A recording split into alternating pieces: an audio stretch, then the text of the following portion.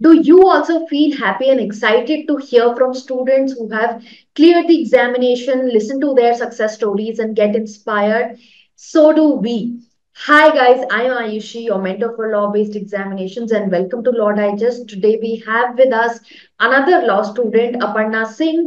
With us, she secured AIR 32 in the NLSAT examination with a score of 91 marks. Let's get to hear from her. What is her story? What was her strategy for preparation during this examination? Let's get to know her better. Let's welcome Aparna on the channel. Hi, Aparna. So tell us something about yourself before moving on to preparation and examination and strategy. We would love to get to know about you. Hello, ma'am. Thank you for organizing this. I'm Aparna. I have majored in sociology. Actually, yesterday only I got done with my graduation exams. So, yeah, that's pretty much about me. Yeah. All right. Okay, so Aparna, how did you like get to know about the NLSAT examination? When did you start preparing? And when did you decide that, okay, this is the examination that you have to give? Okay. When I was searching for the colleges that are offering 3-year LLB course, randomly on internet I came across NLSAT also, apart from CUET as well. So Yeah. that's how I got to know about the examination. Then I searched for YouTube videos to explain uh, the paper structure and all that. So I decided maybe this is the exam that I want to go for. So yeah, that's how I got to know about the NLSAT exam. And I guess I started in mid-November with the preparation, but I wasn't really consistent during that time. So seriously, I began the preparation in around mid-Jan, I guess. Okay, okay. Yeah. So what are the books and materials that you consulted for the examination? I did not refer to any books per se. Okay, I'll break the question in two parts as the paper is divided. So for part A, actually I was preparing for CUET also. Hmm. Uh, so I made sure that I read the newspaper every day and I was thorough with the current affairs. So that bit helped me in part A of NLSAT. And apart from that, for critical reasoning and reading comprehension, I refer to LSAT module. That is very helpful. It gives explanations of the answers and questions as well. So yeah, that helped me. And then I also refer to GMAT and CAT prep material also. And for part B, I had enrolled in your module of the Yeah. part B. So yeah, I made sure that I like practiced the question, wrote the answers. That was Hmm. basically the crux of my preparation. Okay, okay. So if we get into the deeper bits of it, we know that how did you get to know about the examination? We've also come to know the sources that you referred to. But going further ahead, let us understand that what was your daily routine like? How much time were you able to devote? Because obviously everyone has their exams, graduation exams on the side, or someone is working. So it becomes a little difficult to manage the time. So what was your strategy that ways? Okay.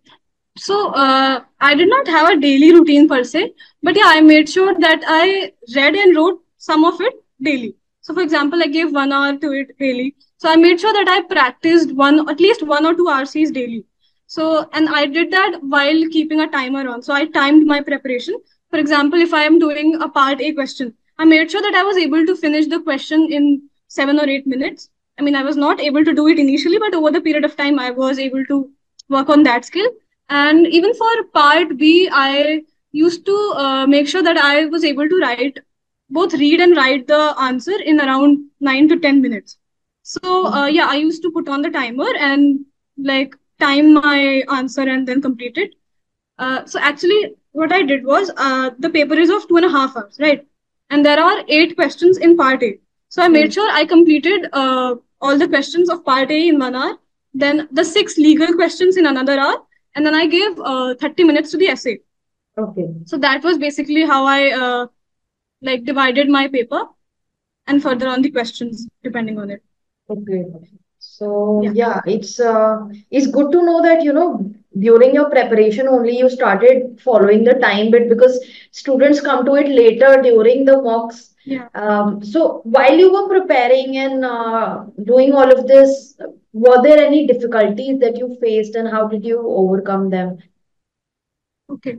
So yeah, there were actually a bit of difficulty because I wasn't able to complete the answers and the essays in the stipulated time. Neither Hmm. was I able to meet the word limit. So Hmm. yeah, so I just made sure that I practiced a lot.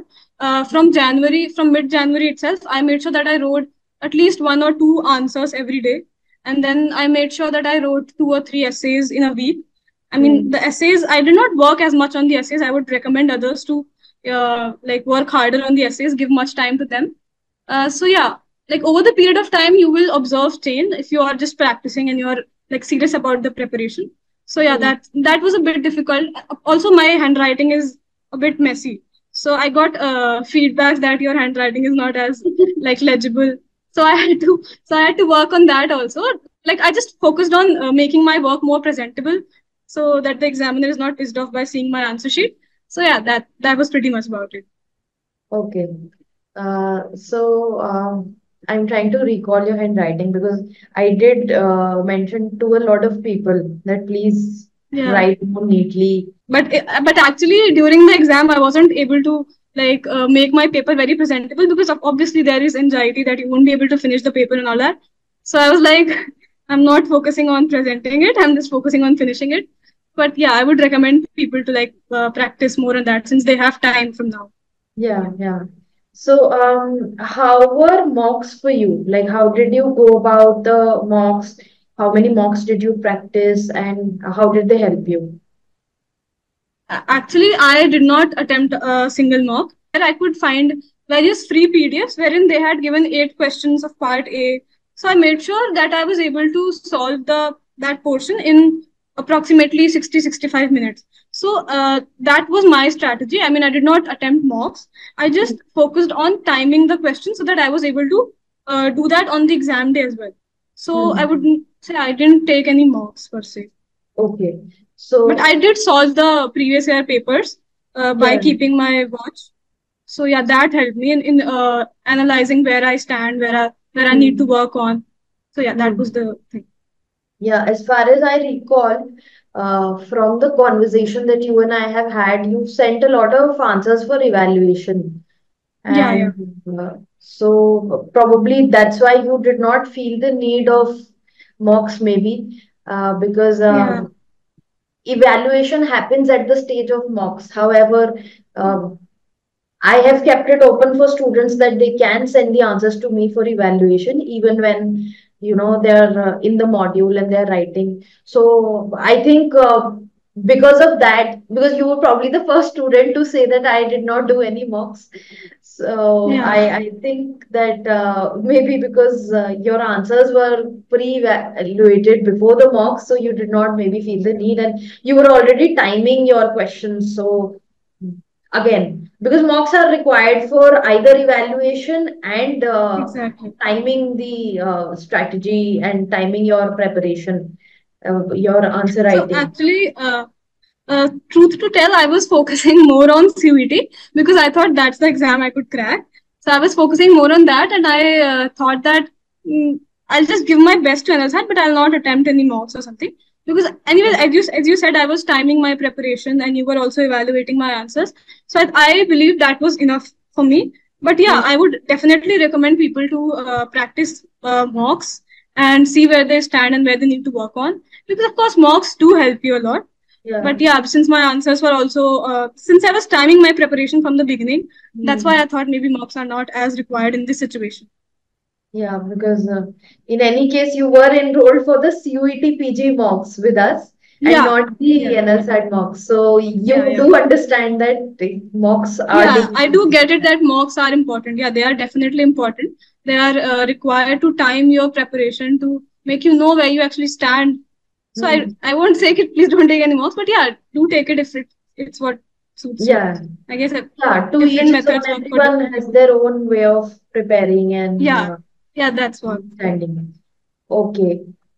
So, Aparna, I think mostly we've gathered from your strategy. How did you go about it? Further, like, what are your plans in law for future? What do you see for yourself? Actually, I have no idea what I want to do. So I'll just join the law school and see where my interests align, and then maybe I'll work in those areas. Because if I think of it now, I can't say that I want to go in corporate or I want to pursue litigation or judiciary. So I'm just planning to explore where my interests align. Correct. Yeah, that's Yeah, a that question still unanswered for me. no, that's completely okay because even when students ask me that, should we go for litigation, should we go for corporate, or what internship should we do? So I always tell people that अगर आपको internship करनी है, then you intern at a lot of different places because the mo more Yeah, exposure you will get, the variety of exposure you will get, you will be able to decide that what eventually you yeah, like and where does your interest lie. You might join in the exactly. profession thinking that, okay, I'll be a criminal lawyer, and when you're studying the subjects, you're applying them, you're doing internships, you might realize that probably I would do better in judiciary. So Yeah, that again varies from person to person. Um, yes. but towards the end of it, I think we've almost understood everything. What are those final tips that you would want to give the students for this examination who'll be preparing for the upcoming exams for Okay. NLSAT basically? So Yeah. yeah, so there are multiple tips actually. So the first one is read a lot and write a lot. So for example, if you are reading the newspaper, then make sure to read the editorial every day because by reading the editorial, you get to know how people structure their arguments, how to which argument is to be presented where. So I guess reading the editorials will help you a lot in like writing the essays. So what I did for the essays was if I knew the topic, for example, if it was same-sex marriage, if I had to write an essay on that, so I just first wrote my arguments and then I went on the internet to search more arguments which I could have inculcated. And yeah, then that's how you analyze your essays. That's how you prepare your essays. So make sure you read the editorials. Actually, it would be good if you are reading a lot. Then practice a lot. For part A, I would say do at least two or three reading comprehensions daily because, of course, practice will make it better. And yeah, do remember that it won't improve in a single day. It will take time. Yeah. So just be patient and practice a lot. That's all I have to say here.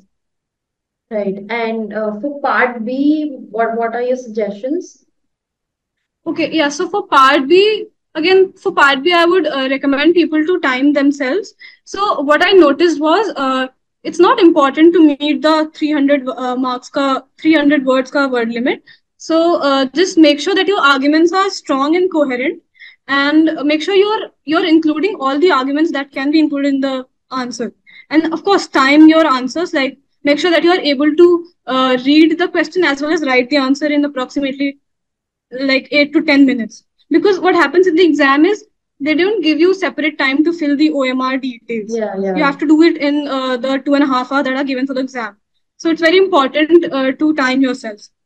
Also, I Hmm. did one thing that I'd like to mention here is I practiced part A questions on OMR sheet. I just got a printout of one or two OMR sheets and then I practiced it on the OMR sheet. I don't know if it's required for other people, but yeah, if you feel like you need to practice on it, you can go for it as well.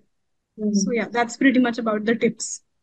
All right, all right. Thank you so much, Aparna, for taking out time and giving this interview because I think these are these small stories that really matter. And when they reach out to the students, they're able to prepare better and they're better able to connect with the person and accordingly create a strategy for their own selves. So thank you so much for being here. Thank you, ma'am, for organizing this. It was nice talking to you. Same here.